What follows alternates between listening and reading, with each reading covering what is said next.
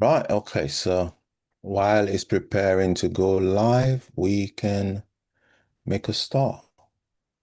Yep. Right, okay, so let's do this live stream record. That's good. That is good. Right, so do you want to do the opening introduction for this one, please, bruv? Yes, indeed. Well, here we are once again with our weekly podcast, The Football Referee, where obviously we discuss all things football. I am Trevor Gear, and he calls me Bruv. And I am Emmy Hickens, and he calls me Cos. Welcome to the football referee. Now, where do we start? Arsenal. Now, Yep. This is Mikel Arteta. He says no team has ever reached three Champions League quarterfinals in a row ever before in the history of this club. This team is doing incredible. And this is what he says. What do we make of that? Um, I don't know when he said that, obviously at the point at which they reached the quarter final. Yeah, Hmm. if the statistic is so, which obviously it would be if he said it, then that this particular Arsenal team have done well to do that. But it seems to be, sadly, at the same time as they're faltering in the league, in the Premier League, doesn't it? They lost a Hmm. home match at the weekend against, was it Bournemouth? It was, wasn't it? They lost Yeah. 2-1 to Yeah. Bournemouth. And I know before that I was reading that Arteta had put out a message the day before to the fans, come along and really boost the team, as I'm sure they do. Boost the team, cheer all the way, because this is a game we really do not just want to win, we really need to win it. But of course, Hmm. quite amazingly, really, they lost it. And you've got to say, I mean, I think I watched some of the game, I watched most of it, I think. Um, you get the impression that Arsenal, the players, good players though they are, can't dispute Hmm. that they have excellent footballers. But it's like they panic.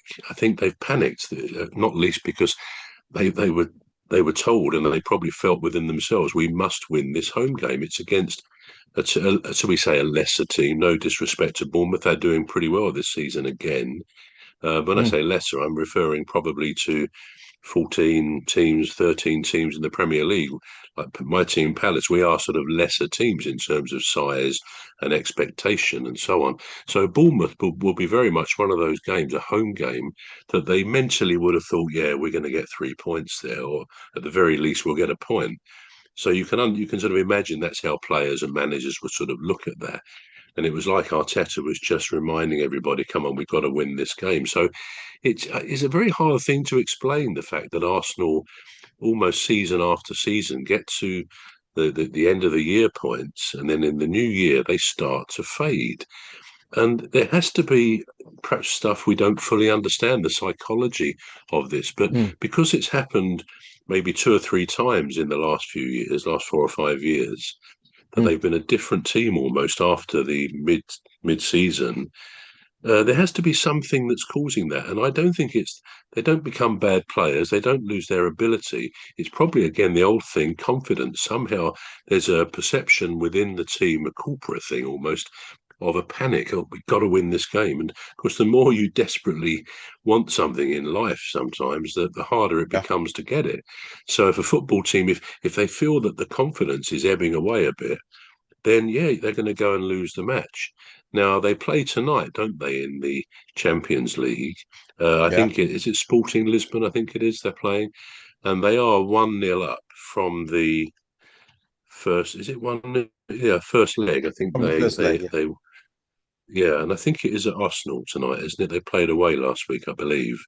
Yeah. So yeah, that looks good. I mean, Sporting Lisbon are a good side, and 1-0, you can hardly sort of say that's a slam dunk result for Arsenal. It isn't, and that they could be upset like Liverpool, of course, were last night against PSG.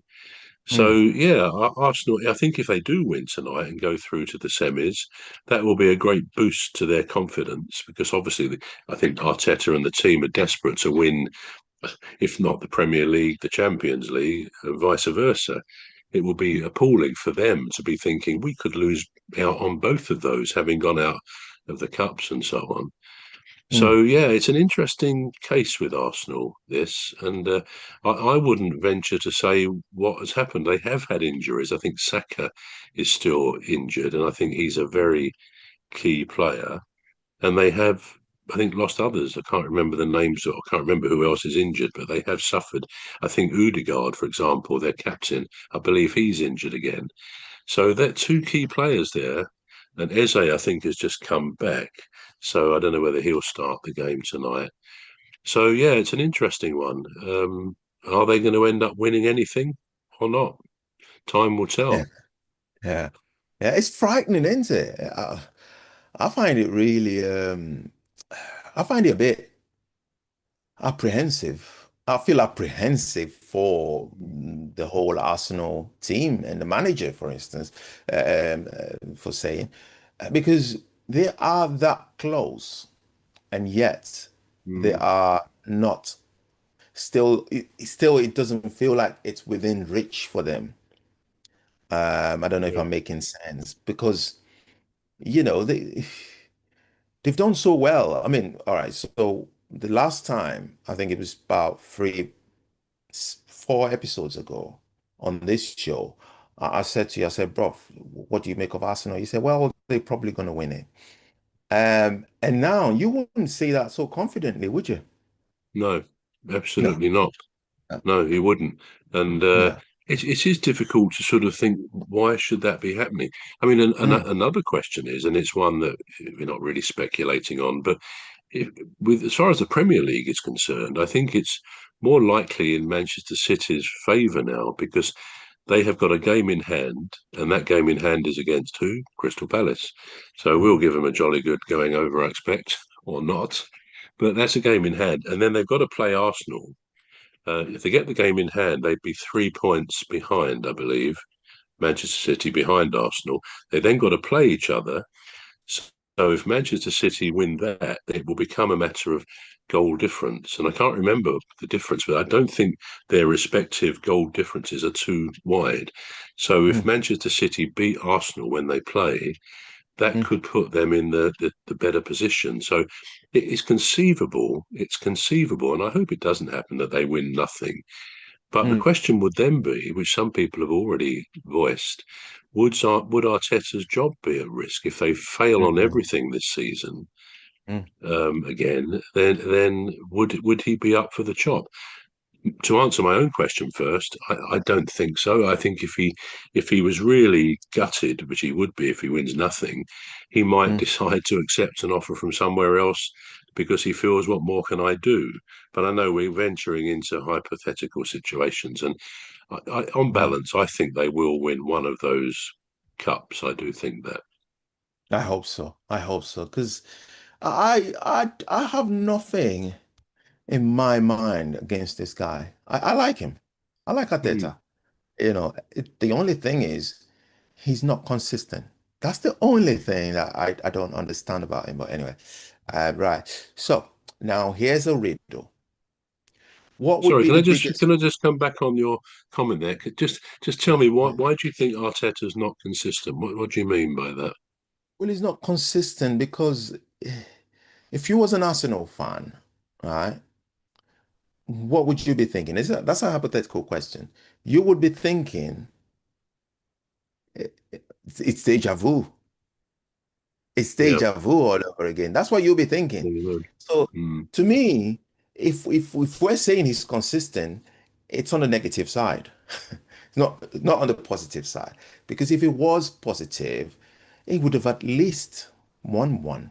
He has 4 trophies. Four. mm, mm, And the ones that you would think would be inconceivable to think that he would win them, he's lost them. I mean, he's still in them. He's still in it, which mm, is the title, the league title, and Champions League. You're thinking, wow, Arsenal is still in the Champions League. Now, the ones that you think, well, you know what? I think it's big. It's going to be between Arsenal and City. He's lost them. mm. So that's where I'm coming from. with the inconsistency. Yeah, I see what you mean. Yeah. Yeah. Now, this was a bit of a riddle. What would you think would be the biggest news? Arsenal not winning the title or Tottenham being relegated? What would be the biggest news? Arsenal not winning the title or Tottenham being relegated. I think clearly it would be Tottenham being relegated. They haven't Oh, been relegated. I think it was 1977. So I've read recently. I don't know when they were relegated, but it's a long, long time. But more to the oh, point, Tottenham are one of the biggest clubs. They are a big club. They've got a fabulous stadium, the Tottenham Hotspur Stadium in mm, London. There, not always the easiest to get to in terms of public transport, but there we are. It's a great stadium. mm, So yeah, they're a great big club, and mm, they can't buy a victory, if that's the way to put it, if that's the expression. The last mm. time Tottenham won in the league, and I have to swallow hard and hold my nose when I say this, was when they beat Crystal Palace at Palace. I think it was 1-0 just Yeah. after Christmas. So in December last year. Now that's it's pretty much 4 months ago, coming up to that. They have not won in the Premier League in all that time. So that's quite a terrible statistic for them. And by any definition, although there will be some draws in there, presumably, but there are some draws, Mm, that's a pretty devastating relegation sign if you're beginning mm, to drop a bit like a stone. We've seen it over the years with some other teams, going back to a few years ago when Portsmouth went down. They couldn't get a victory for a while, quite a long time, and Reading, it was the same for them. So it mm, seems to be they're on this more than flirting with relegation. They're now in the bottom three. Now, West Ham above them, they had a good victory the other day over who did they beat 4-0? It was Wolves, I think, wasn't it, at the end of the last Friday? So they had a mm. very good victory. So they're kind of in the ascendancy a bit, West Ham. Leeds, of course, don't like to say this, Cuz, but they beat your team on Monday, didn't they? Yeah. Was that what score was that? I got it written down. Two, It was 2-1, 2-1. 2-1 Yeah. at Manchester United. Again, that was not a result one might have expected. Forest, I Mm. think, got a draw at the weekend. Um, and I'm trying to think who the other team is. Forest, yeah, Forest drew with Villa. Sunderland beat Tottenham. So you see, those teams above Spurs, who are now 18th, are in a way in the ascendancy. They're beginning to get the points necessary to pull away. And it does look as if you might need sort of between 35, 36, and 40 points to stay up. I think in the last 10 or 15 seasons, 38 points has been enough to stay up, I think, in the last 10 seasons. And they always Mm. talk about the 40 points mark. But the way Tottenham are going, I mean, they've now lost Romero, their captain, with I think, a serious knee injury. Yeah. They're just not doing it. And I Yeah. think a lot of pundits on the TV and a lot of the betting, if you like, is saying Tottenham are going to be becoming favourites to go down with Wolves and Burnley. And even the supercomputer prediction tables show them going down. So yeah, I don't think there's any doubt in answer to your question that yeah, if Arsenal don't win the league, I mean, I think the point being there, okay, we know Tottenham are in the relegation zone, but Arsenal we know could win the Premier League. They may not. It's going to be touch and go, 50-50 with Manchester City. So if they don't do it, it's going to be no great surprise. With Tottenham, I think although many people are saying they probably will go down, I still think there will be a huge element of surprise amongst fans, not just Tottenham fans, and football people, pundits and other managers, if Spurs actually are relegated, because normally, traditionally, it's three of the smaller clubs who sometimes then bounce back and they then bounce down again.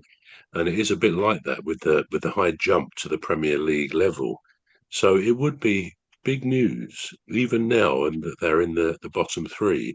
It would still be big news if they go down, which might be another way of saying but there may be a majority of a majority opinion that even now we can't really imagine Spurs will go down. and that's probably how I see it. I can't really imagine. I think they're probably well, they're too big a club in one sense to go down, but that doesn't mean they're too good to go down. And maybe their players have just completely lost their confidence.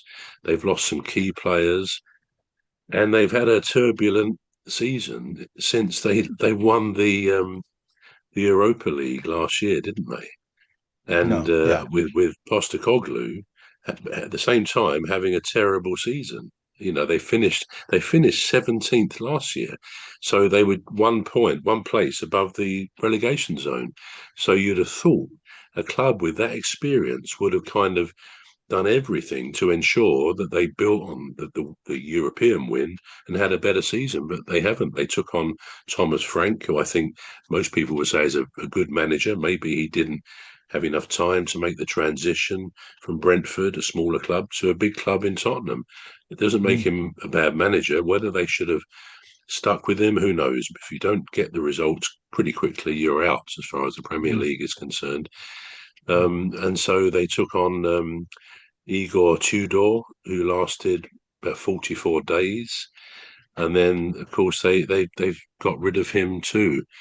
So it's a tough one. It is really tough to see what they can do. But mm, my own gut feeling is that they will be relegated. I think the writing's on the wall.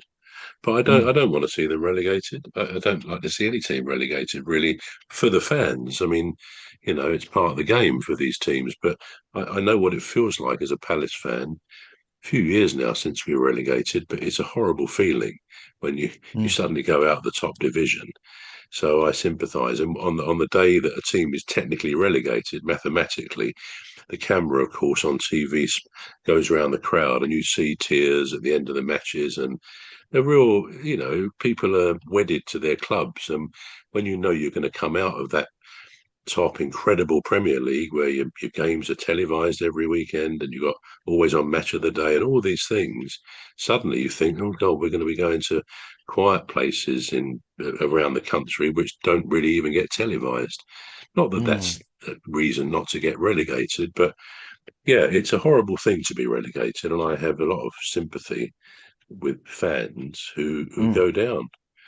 At least Wolves and Burnley to an extent, I think, because they are likely to go now, I think, go down. At least the fans have had a lot of the season to mentally prepare for that, Mm. whilst no doubt hoping they could still get out of it, but I'm not sure that's possible now. Yeah. Yeah. I mean, if I was a Spurs fan and we end up staying up, I would be celebrating as if we won the title, Yeah, you know. absolutely. Yeah. Yeah, well, that's the same thing as when you see. I was trying to think of an example of this at the weekend, but when you see, you may be losing 1-0, and I'm trying to think of the Mm, game I'm thinking of, but in the last minutes, you score an equaliser, and the crowd reacts like it's a victory. We've won. You haven't won. You've just got a draw. I mean, if yeah. Arsenal had got an equaliser against Bournemouth in the 93rd minute, the crowd would have gone crazy with joy, this sort of thing. But if they'd been winning 2-1 and conceded that goal in the 93rd minute, it would be a completely different mindset for the crowd. We think, and the players as well, you think, oh, damn it, we were going to get 3 points, now we're going to get one. But if you stand to get nothing and then you do get a point, and it's like as well with some of the brilliant goalkeepers around the Premier League, and I'm sure all the leagues, brilliant saves are worth a goal. I mean, if they stop a goal going in, whether it's 0-0 or whether it will be an equaliser, it's worth scoring a goal, a brilliant Mm, save for obvious reasons. You've got to fight back if you concede a goal, and some of the saves the goalkeepers make, I think, are breathtaking. They're just so quick with reactions. So yeah, that gets cheered as much as a scoring a goal at the other end. absolutely, yeah. Um, Now, Crystal Palace. It was a game that I seen. Now I'm a bit confused now because I seen Mateta score. Um, so have you played two games after the Yeah, break? he Oh, good. yeah he played last Thursday at home to Fiorentina, Right. which we won 3-0. And Right. then, in fact, we're going there tomorrow for the away leg. And at 3-0, you kind of hope we're going to be going through to the semis. Um, Yeah. but he played, he didn't start on Sunday when we played Newcastle, and he came on to score 2 goals. And I have to That's it. say, Yeah. although he's gone through a bit of a bad spell with the fans and the club after Yeah. making it clear he wanted to go within the last 10 days of the January window. But I Mm. think he's been fairly forgiven now because he scored against Fiorentina. He got a penalty then, I think, and he scored a penalty and the winning goal last Sunday against Newcastle. Now we were 1-0 down from, I don't know, about the 30th minute in the game, and it was a bit of a clumsy goal to give away. The game, I guess, was fairly equal overall. And then in the 80th minute, 81st minute, we got a we I think that's when we got the goal from open play, a header by Yeah. Mateta, good goal as Yes. well. And then in the 93rd minute of 6 minutes, 6 extra minutes, we got a penalty, and you can imagine we all went a bit mad. Well, you still know it's got to be scored, and who stepped up to score it? He's done the last couple of penalties, Mateta, and it was a good penalty in the corner. The goalie went the Yeah. right way, but it was too hard for Yeah. him to stop. So yeah, he became a hero again, and as is his wont to go, and he runs up to the corner flag when he scores, gives it one. He gives it a huge kick. At the same moment, the crowd, we all yell "boom!" It's something he always wanted people to do, and it's great. Yeah. And there's not a lot sweeter, in my view, in winning a game, turning it around from when you were losing, but winning it in time added on in the 93rd or 94th minute. Again, you've got to feel for Newcastle fans. There were a lot of them Mm. coming all the way down for a 2 o'clock kickoff on Sunday at Palace from Newcastle. That's a long, long journey. Some may have stayed overnight the night before, I don't know, but a lot would have come down early. And right until the 80th minute, they were winning, and you think, oh, we're going to get some points because they've not been on a good run at all. And so to lose it right at the end is shattering. And of course, you look across to them, and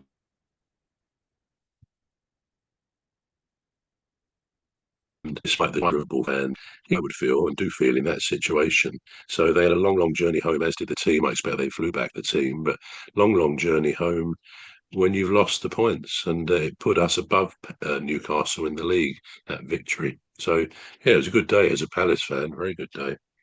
Yeah. I think you've beat me to the question. And I'm still gonna ask the question. Right. What was the question going to be? Right. What was? So the question was gonna be, are we witnessing a mood shift towards Mateta? But you've That's answered it.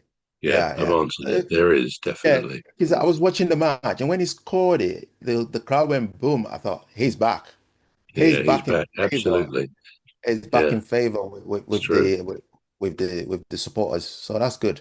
That's good. Because I really liked him. But everybody does go through a bad spell in life, you know. It's not Of the course they do.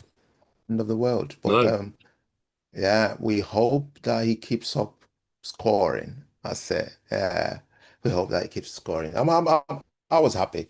I think I'm secretly supporting Palace. you're Not a when they you're play a each other. closet Palace fan. Good for you, sir. That's Good it. for you. That's it. You're going Yeah, to watch the that's it. game tomorrow. It'll be on the TV tomorrow. And Right. if we Okay. conclude that quarter final and win, that'll be brilliant because the semi final, I think the semi final is likely to be in Krakow in Poland for a team Right. there because they too have their second leg tomorrow. And that's the Polish team, like us, are winning 3-0. We were winning 3-0 from last week. So it's odds on, perhaps, that it will be Krakow where the next one is in the semi final.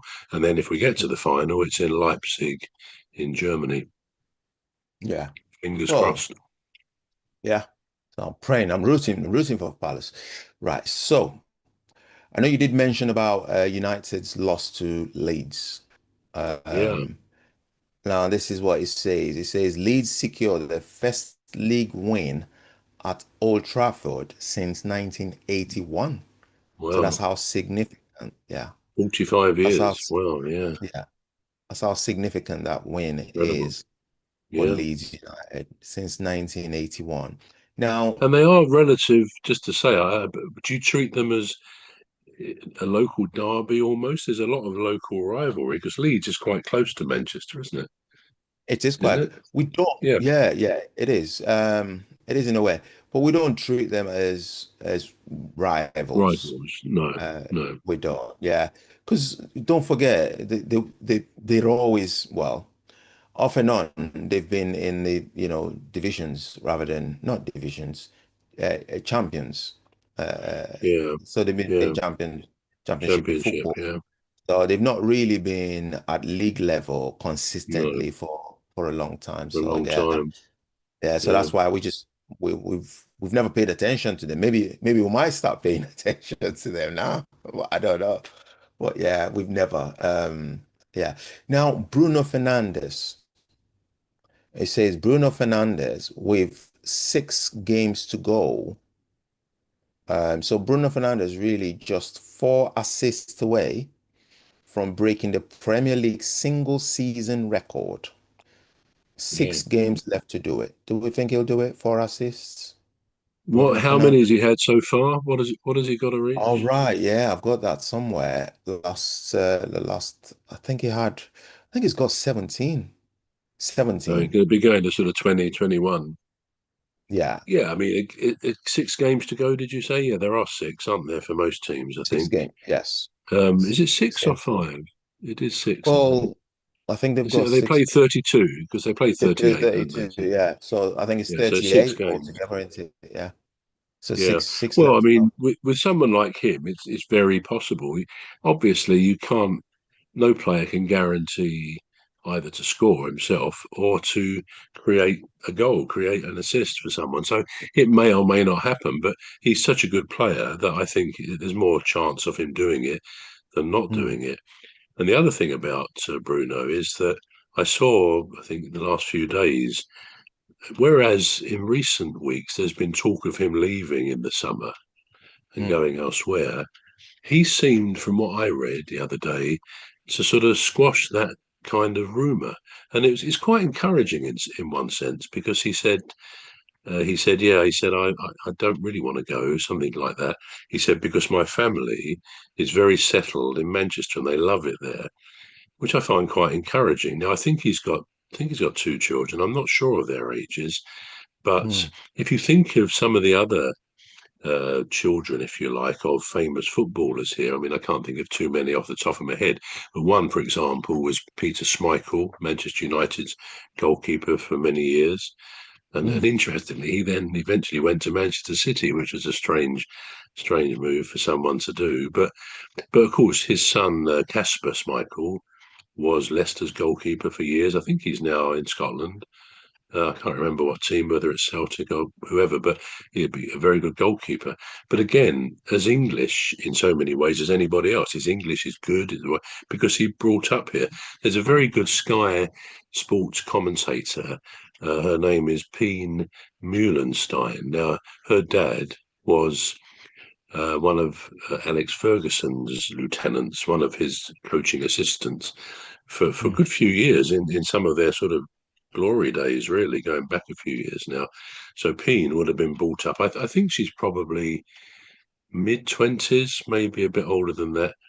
And she's Mm. now sort of progressing, or she's progressed from just commentating sometimes to actually anchoring some of the football programs, partly because Laura, I can't think of her other name, but Laura Woods, she went on to TNT and something like that, to other sports TV companies. So Peen has obviously got a bit of a promotion, and as I say, she's clearly bilingual, but she is so British, so English because she's lived her life here. You know, she was born, I believe she was born here, and while her dad was with Manchester United, of course, she's developed all of the elements of being a British person. So she'll have a dual passport. So you can understand a player, any player, but certainly what Bruno is saying. He's got young kids. I don't know how old they are, but and probably not that old because he's not an old guy himself, is he? But they're probably at Mm. school and things like that. and so they are very British in their attitudes and outlook and so on. So, so yeah, it's I was actually quite pleased because I think Bruno Fernandes graces the Premier League. He graces Manchester United. He gets a bit of flack sometimes from some fans of other clubs. I don't really know why, but he's a gem of a footballer. He carries Manchester United with his midfield artistry, I would say. He very rarely, he's one of those players who very rarely gives the ball away. It did happen once the other day in the match when they lost the lead. As only one, I thought, I've not seen him give a ball away like that for a long time. He doesn't give it away very often. So that's a Mm. mark of an excellent footballer. So yeah, to answer the question, he could well break that record. I think if anyone deserves it, he does because the team tends to revolve around him, and he's a fantastic footballer. So I hope he does. I hope Bruno does do that.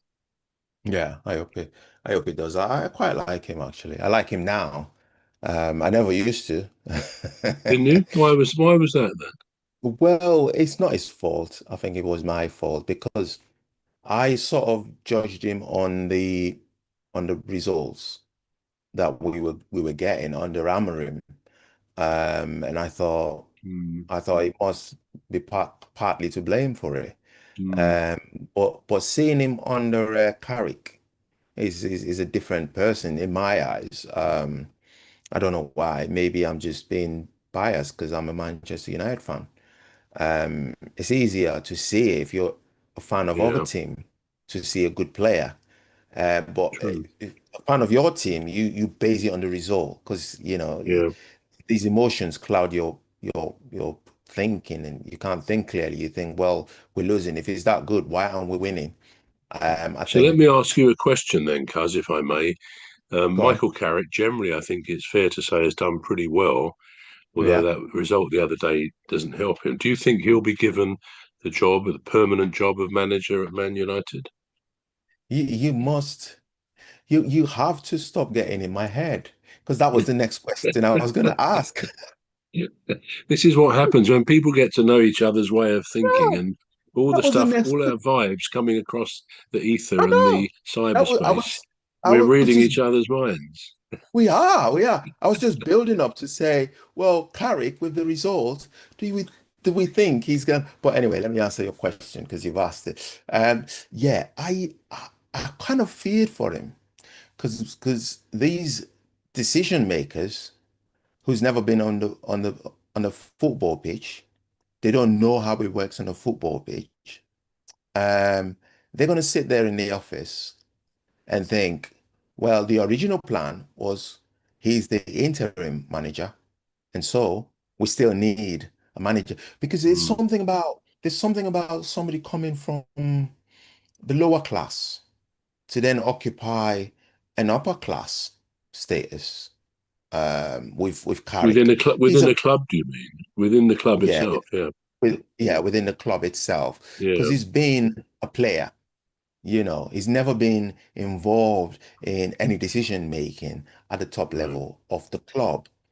But having said that, I do admire Manchester United's loyalty kind of scheme or program or whatever they do at the club, where they think, well, you served the club, now come, let's give you a bigger responsibility. Let's put you in a much more elevated capacity to, Yeah. do what along the line. And I'm talking about the former manager, what's his name? Soldier, what's it? Ole Gunnar Solskjaer. That's it. I was gonna Solskjaer. To name Yeah. but three. To name but three of them. Yeah. Yeah, so I just thought that was good. But I'm afraid they might still have to revert to back to the old, maybe as a way of putting pressure on him, or just as a way of saying, well, we're still Manchester United. Mm, We want somebody that has a name in the game, has a name in the because Carrick is not like Ronaldo, is it? It's not. He mm, wasn't that. He wasn't that popular in the club, even when he was a player. you had to go through a list of players to get to Carrick. Mm, And I admire his humility, but his work is speaking for him. mm. So I would support him, but with the management. So I don't know what you think. Yeah, it's a difficult one. Again, we're sort of trying to go into the future and decide or make an opinion as to what's going to happen. My Mm, gut feeling is he won't get the job.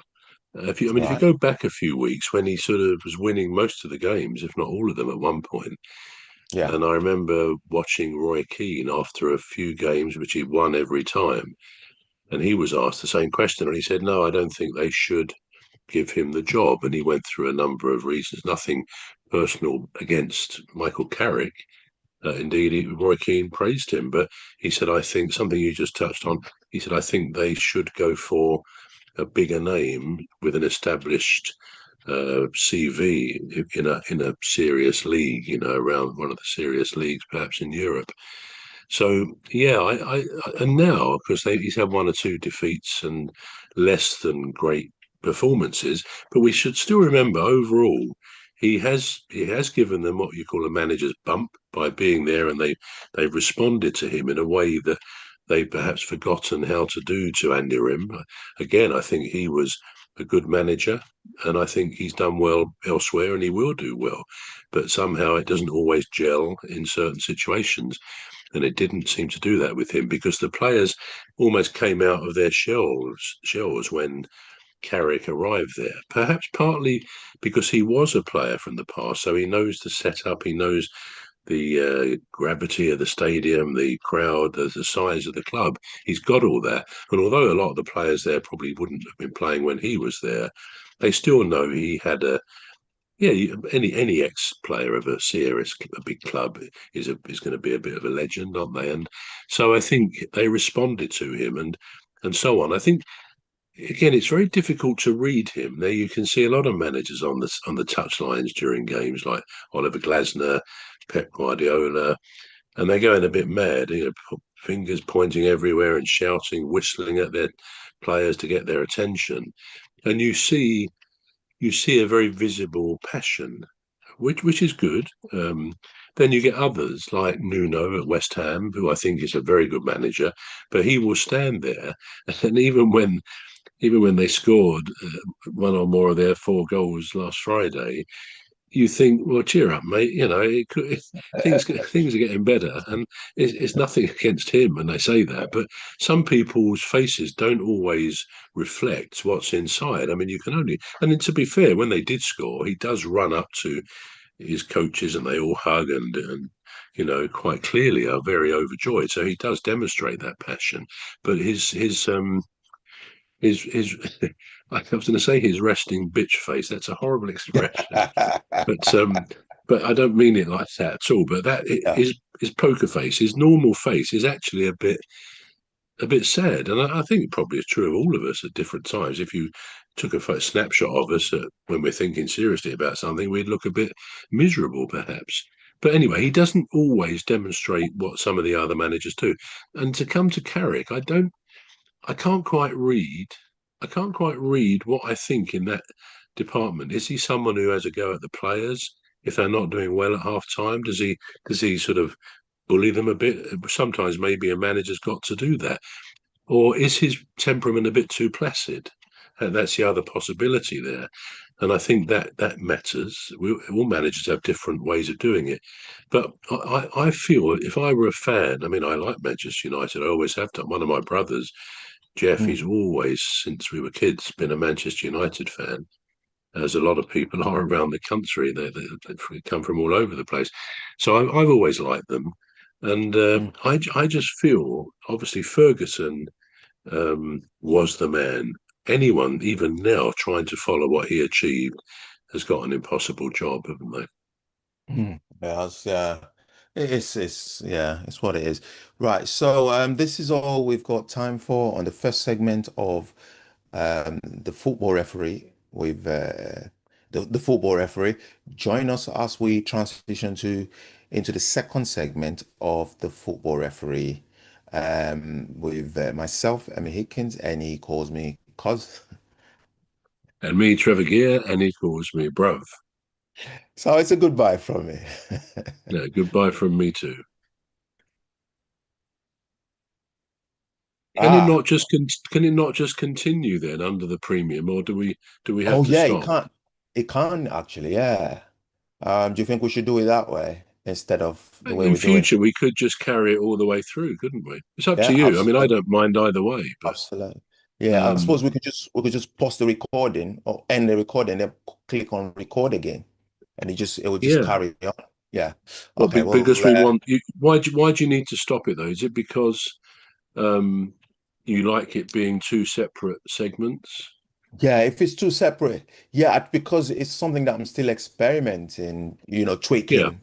I'm still No, that's tweaking fine. stuff. Do it that And way. so, yeah, Yeah. but it's a good Good. suggestion. I will, I Yeah. will, try and work on that for the next Yeah. one because, Okay. yeah, it's good to, yeah.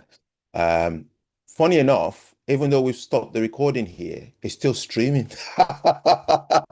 Anyway, You better edit it out quick. I better edit it out. I was about to come out with a terrible swear word. No, I wasn't really. Well, okay. So what I'll do, I'll just end this one and then come back and then I'll work on Yeah. what